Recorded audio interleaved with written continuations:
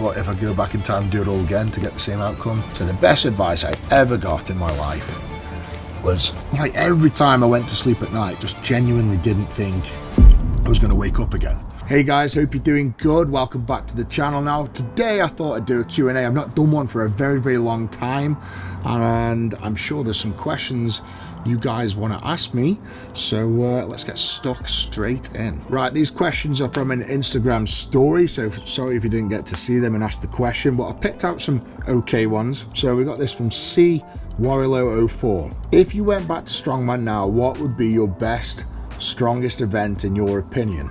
No doubt, hands down, shoulders. Anything overhead. I just feel like it's something I've kept consistent with, you know, every single week going and bench hard, shoulder press hard, and the strength of my shoulders is not far off what I was at my prime. I think in my prime, let's say 100 kilo dumbbells for 7-8 reps, and that's in the upright shoulder press position.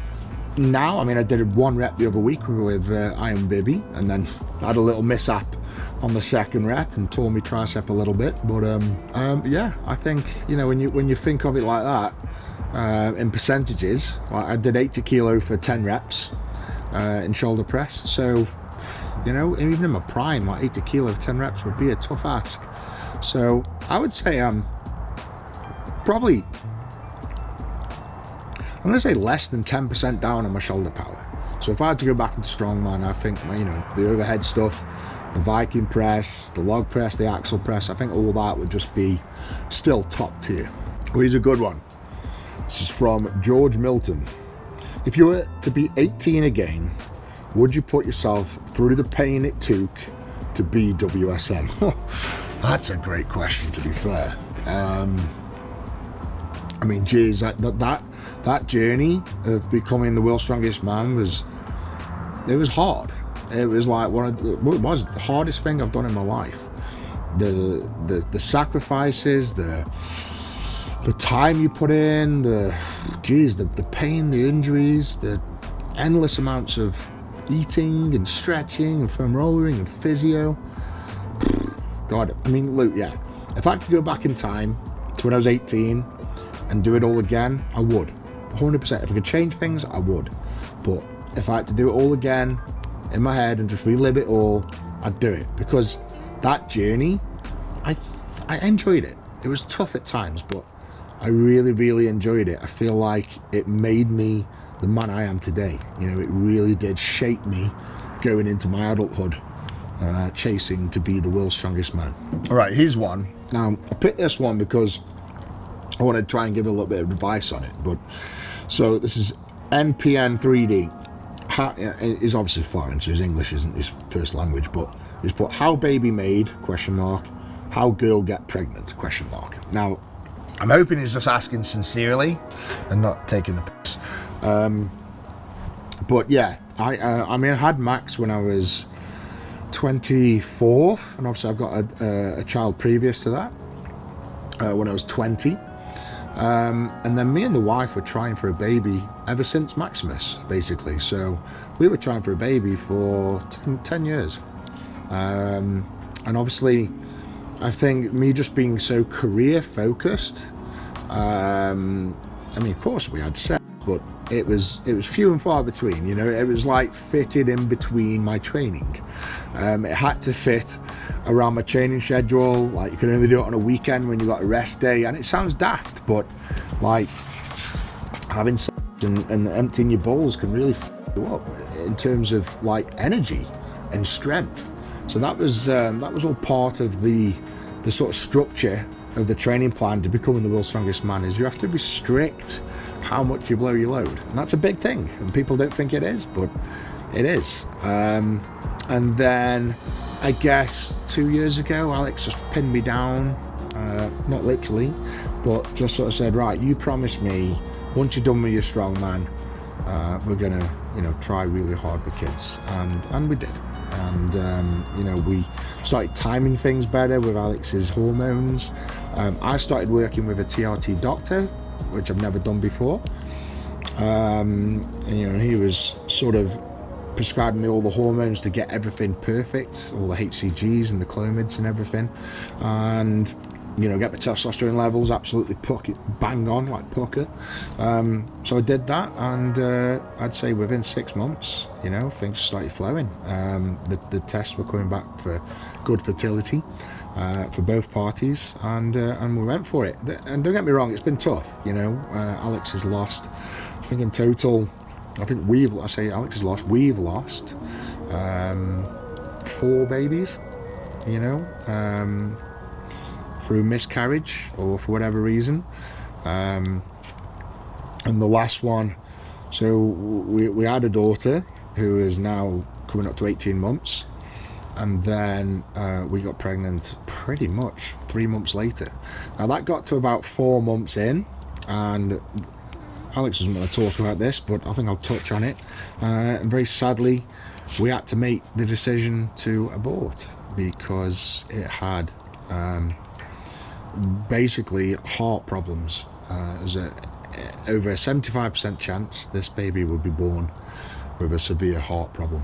Now, it was a very tough decision, but we decided to abort for the sake of the baby. We didn't want a baby being born with, you know, being in that hospital all its life, or worse, never living past, you know, a few months old or a couple of years old. So we made that tough decision.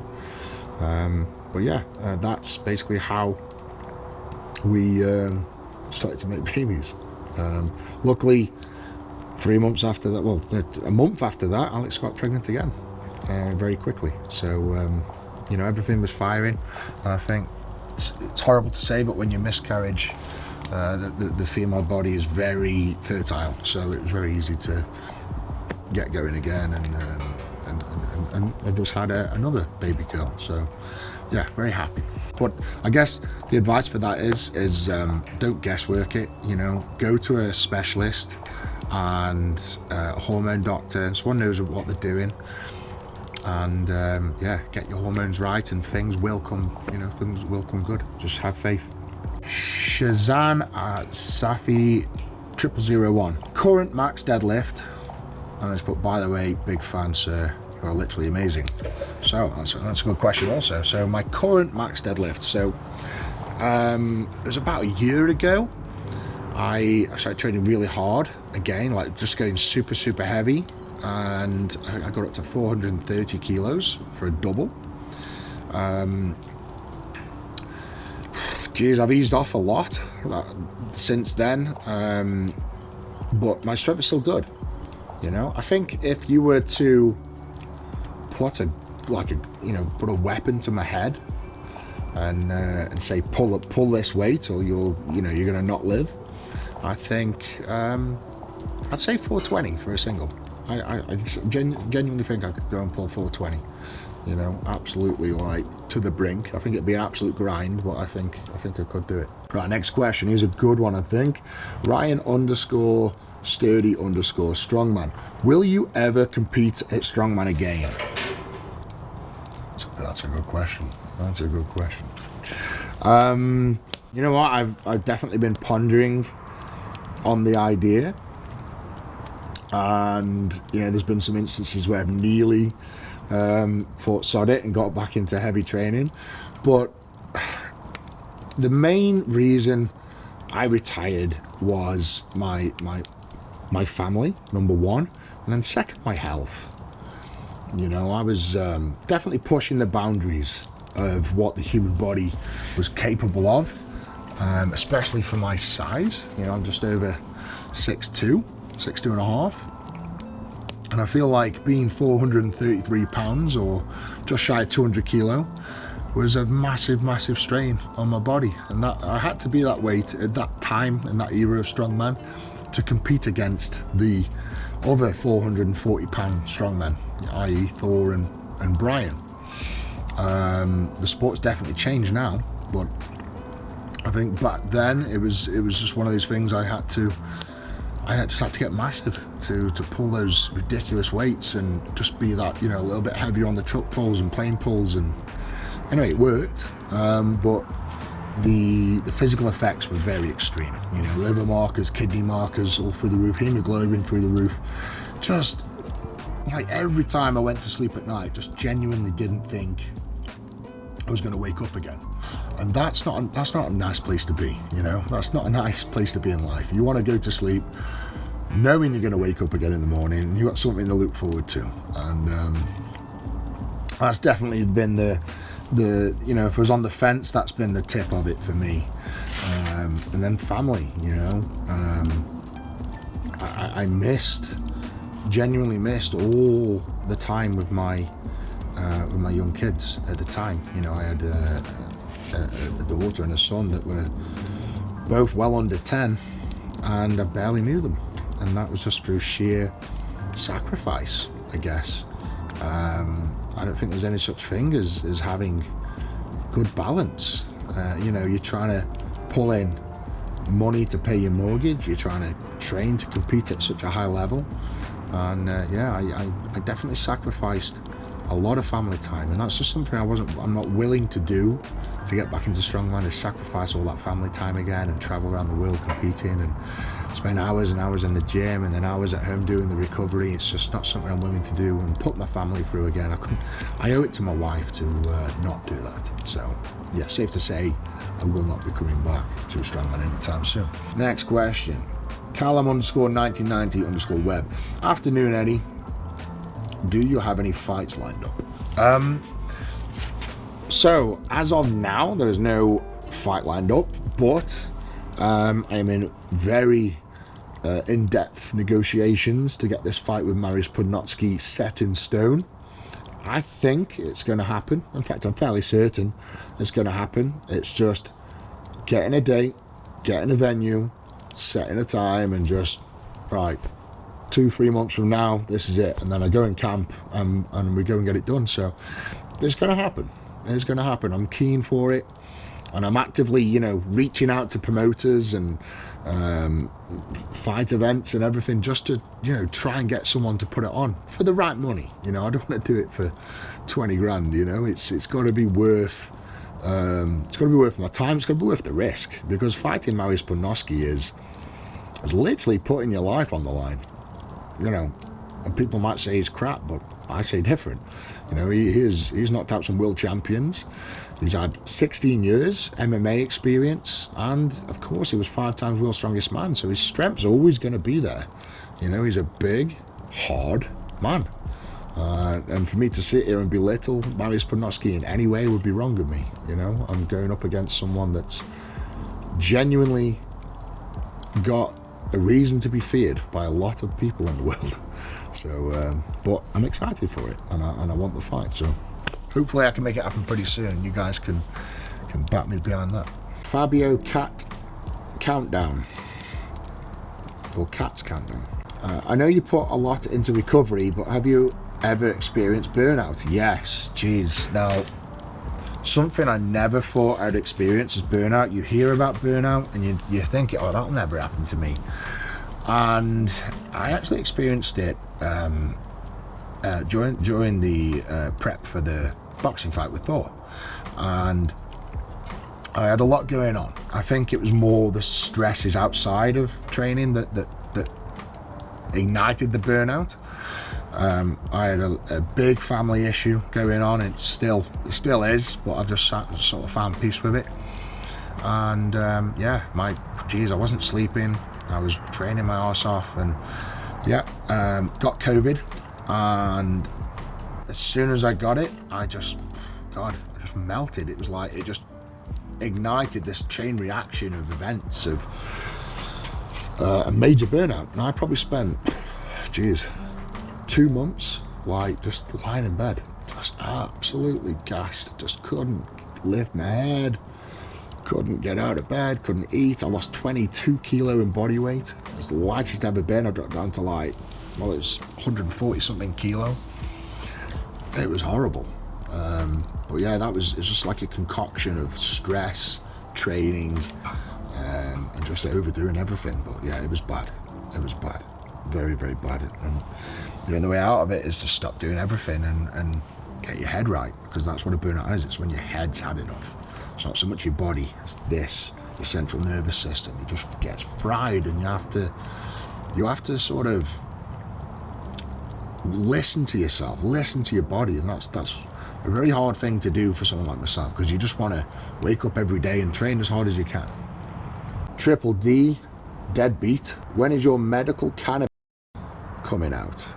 I'm currently a patient and would like to support you. So, for those that don't know, there's a company called Dr. Green in the UK that is legalizing cannabis. Make sure you blur that out, or blot that out, Billy, please. Yeah, it's legalizing flower, and it's doing it in such a way where it's grown in a laboratory conditions. You know exactly what's gone in it, so you know how many pints of water it's taken, you know how much sunlight in terms of lumens it's had, you know what strain it is, you know how much T.H.C there is in there, you know how much C.B.D is in there, to the absolute dot.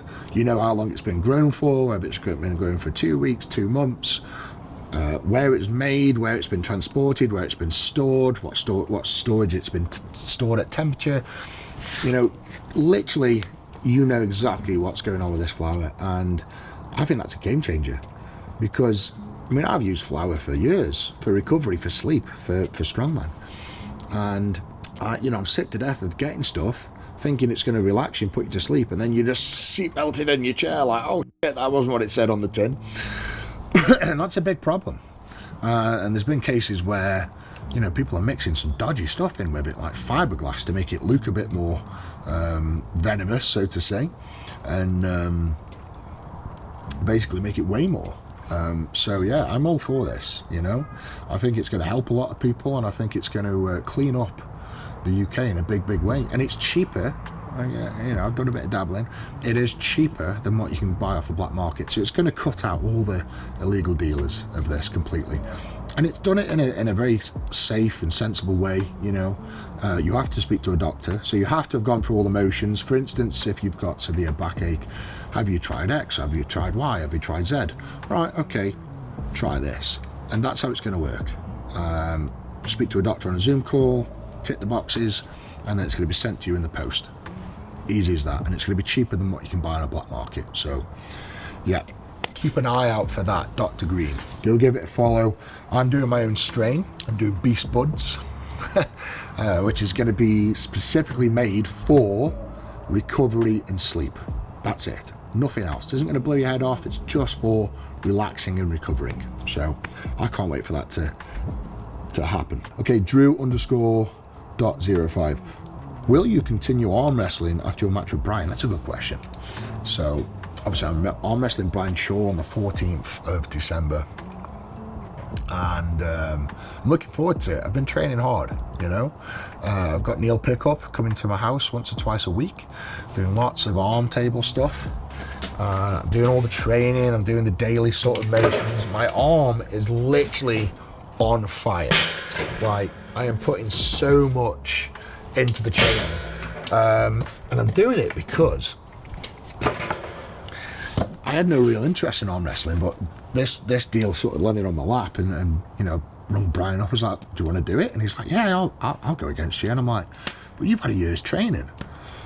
and I'm like, F it. I was like, I've got, what was it, I think when we signed the contract, it was 8 weeks to the 14th of December, so I've had, I don't know, 4 or 5 weeks training. And I thought to myself, you know what, if I can stop Brian in his tracks in this arm wrestling beginning and beat him, I'd be so happy with myself, really will. Like, beating Brian at something he's put his heart and soul into, it just gives me great satisfaction. Like, I'll just ring him up every day and be like, Brian, don't forget that I beat you in arm wrestling, and you had a year's training and I had 8 weeks. Just don't forget that. And I will send that every single day of his life. So yeah, I'm looking forward to it. I'm training to win, obviously, and if things go well, or if, you know, even if things don't go too well, even if I think that I've done well, you know, I've held my own, and I've given Brian a good battle, I'd probably I'll probably stick around. It does interest me, and yeah, I'm excited to see where it goes, really. But I've got to wait till the match, how the match goes with Brian, before I make that decision. Oh, Remy.Goldsworthy. John Jones or Tom Aspinall. So if you don't know MMA world, sorry to bore you, but Tom Aspinall is UFC's #1 right now. John Jones is, you know, he's seen as the best MMA fighter on the planet. Dana White's got a massive hard-on for him, says he's unbeatable. Honestly, I think if you put John Jones and Tom Aspinall in a room and said one man leaves, I think Tom Aspinall leaves that room.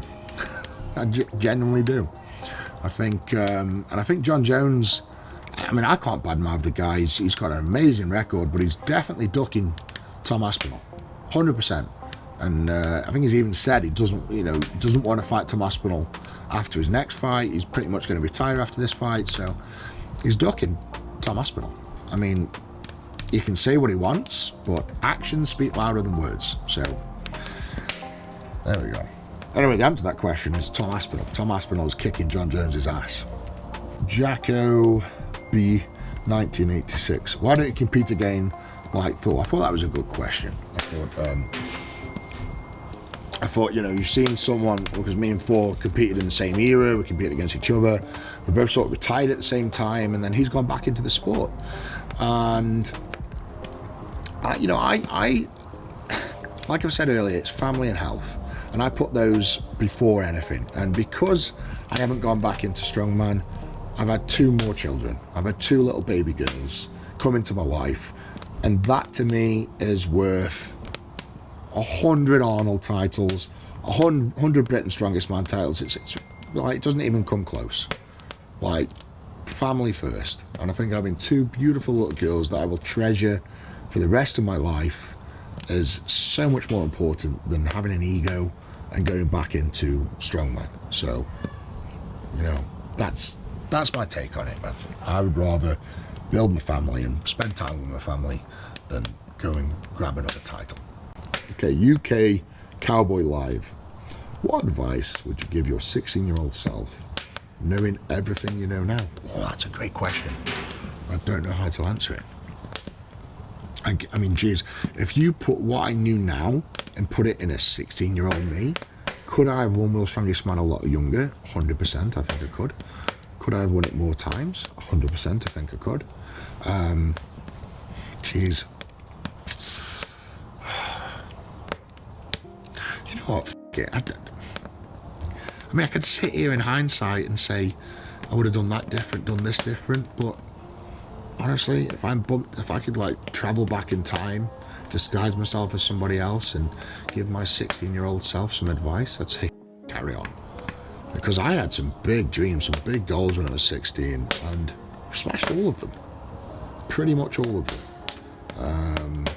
My goals and dreams have changed now, but my goals and dreams from when I was 16, I've achieved them all. So, why fix something that isn't broke, you know? So, 16-year-old, you can carry on. Oh, I thought I'd touch on this, because I'm sick to death of people taking sides. CRS UBB OJIT 7. You voted for Trump, ? Well, obviously I'm not American, so I couldn't have voted for Trump, but if I was American, I 100% would have voted for Trump. And do you know why? I think the most important answer to that is because so many people hate on him, more than anything. I think if everyone that hates on Trump and spits, like gets violent, and spits in people's faces that he's this and that and he's doing a crap job, if you spent all that energy supporting him and supporting the system and supporting America, it'd be a much better place. And that's why I think the non-Trumpers need to let their ego go, take a bow, and just go with the flow. Like, Trump's in charge now. Deal with it, embrace it, help him, help yourselves, help other people around you. Like, are you going to literally for 4 years just go, Trump's disgusting, sod Trump, get someone else in? For 4 years, you can't do anything about it. So f***ing deal with it. Like, I honestly don't get these anti-Trumpers. You're the reason he won. Just so you know that. Anyone who's anti-Trump, you are the reason he got in. Because all the hate and all the misinformation and all the crap that you spread about him was all false. And it's gone against you. So that's my answer to that. This is a really good question, and I wanted to touch on this because it really resonates with me. Chris Linley 22. does fame do your head in when you're trying to do a quick shop, etc.? People stopping you for pics, etc., etc. Now, I am so thankful for my position. Everything that I've achieved wouldn't be if it weren't for the public. And I'm so thankful for the fans, everyone that supports. But I think there's this misconception that people own you. And, you know, I do get asked for pictures absolutely everywhere I go. I go to the supermarket, I'm asked for pictures. I go out for a meal with my wife and kids, I'm asked for pictures. I go swimming, I'm asked for pictures. I go to the gym, I'm asked for pictures. You know, I go to the hospital and my wife has a miscarriage and people ask for pictures. I go to the hospital with an injury, people ask for pictures. There's no off switch. And I just wish that people would have a little bit more respect for people in my position that don't get any me time. And I literally, like, my only me time I get is when I go out in the house in the morning and I walk my dog. And even then, people pull up in vans and cars and pull over and ask for pictures and autographs. And it's like there's no off switch. So yes, to answer your question, it does do my head in, but I'm super thankful at the same time. And I very rarely say no to people, to be honest. The only times I will say no is when I'm with my family, I'm with my wife and kids. And to be honest, if I'm walking my dog, I've told people to f off once or twice because that's my me time. And everyone deserves me time. So yeah, I guess just like my point on that is just have a little bit more respect for people in my position and leave them alone, you know, when they're in those positions. If they're walking about in the street, holler at them, you know, I'd do the same. But when they're with the family, when they're, you know, in what's the right word? Nice moments with the families and, you know, walking the dog, leave them the f alone. That's all I'll say. Okay, Wugger 2. What is your body fat ratio and how do you maintain those abs? All right, this is a good one. So, obviously I've been doing the carnivore diet for 3 months, and as part of that I went for a Dexter Scan. So a Dexter Scan is where you lie down at a machine, it scans you head to toe, and I was actually 19% body fat. I was like well happy with that. I thought it was going to be in the 20s, but yeah, 19% body fat. So I'm happy with that. And I just thought I'd share that with you because it just seemed like a good question. Oh, body fat percentage then and now. This is another question I saw. So when I was at my biggest, I was like 196 kilo. Me and Brian Shaw did health, what they call like medical checks with Ohio University, and they took us in, they did all the blood work, did DEXA scans. So I had a DEXA scan done when I was in my, you know, in my heavy body weight, and me and Brian Shaw compared, and I remember I was 27% body fat, but I was 433 pounds. And when you put it like that, it's not that bad. And Brian Shaw, was 26%, and that blew me off. It was like 400 and I'm going to say it was 450 pounds, so it was like 20 pounds heavier, but obviously he's got the height. Yeah, it was 1% less. I was proper gutted. But there you go. So even at my biggest, I was like 27% body fat. It was my absolute worst I've ever been. Aaron McKay 282009. What was the greatest advice you've gotten and you bring it with you till this day? So, and you're going to love this. So the best advice I ever got in my life was don't put your winky where you wouldn't put your tongue. That is literally the best advice you'll ever hear, especially as a young kid. It's the best advice you'll ever hear. If you wouldn't stick your tongue in there, don't stick your in there. It makes sense, doesn't it? You know, if it's that dirty where you wouldn't put your tongue in it, don't put it in it. And that advice has lived with me till this day. It still does. So yeah. Luke_toured_off7. Biggest sacrifice you had to make to become successful. I think I touched on this earlier, but sacrifice, that is exactly what being successful is. It's who makes the biggest sacrifice. And I sacrificed my kids, my family time to be the world's strongest man. I sacrificed it for probably 10 years. I mean, at some points, that last 2 years of training to become the world's strongest man, I was seeing my wife and kids for probably an hour a week. That's being genuine, sincere. An hour a week. So yeah, that was the biggest sacrifice. And you know what? Yeah, I look back now and I say it's easy in hindsight. I wished I spent more time with him because it has caused me some problems. But if I go back in time and do it all again to get the same outcome, I'd do it again. I guess I've had to, you know. I had to do what I had to sacrifice that to achieve my dream to be the world's strongest man. And now I can achieve another dream of being, you know, the best dad I can be, because it's allowed me to be in that position. So as again, dreams and goals change. And that is it. That's all the questions I've picked out, really. So I hope you enjoyed that. I think you know, some good details there. I'll be fighting Mariusz Podnoski fairly soon. I'm arm wrestling Brian Shaw on December 14th. Beast Farm, my supplement company, is doing very well. I want to thank you for all the support for that. And we're launching clothing. Actually, we're launching clothing, so keep your eyes peeled for that. It'll be coming in the next month. The Beast range will be landing, and we're doing some pretty cool stuff. So yeah, go and check it out. Link in description. Supplements, Big D.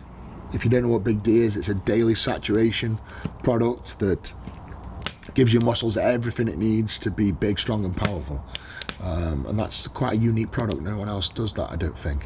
So Big D, that's in the product range. We've got obviously protein, we've got mass gainer, which is called Recover.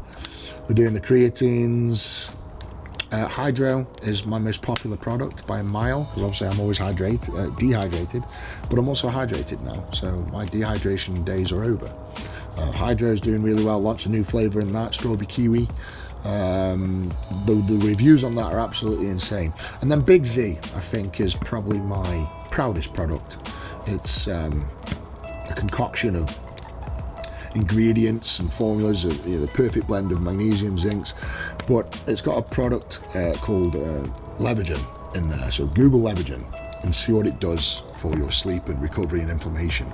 And it's dosed at 600 milligram.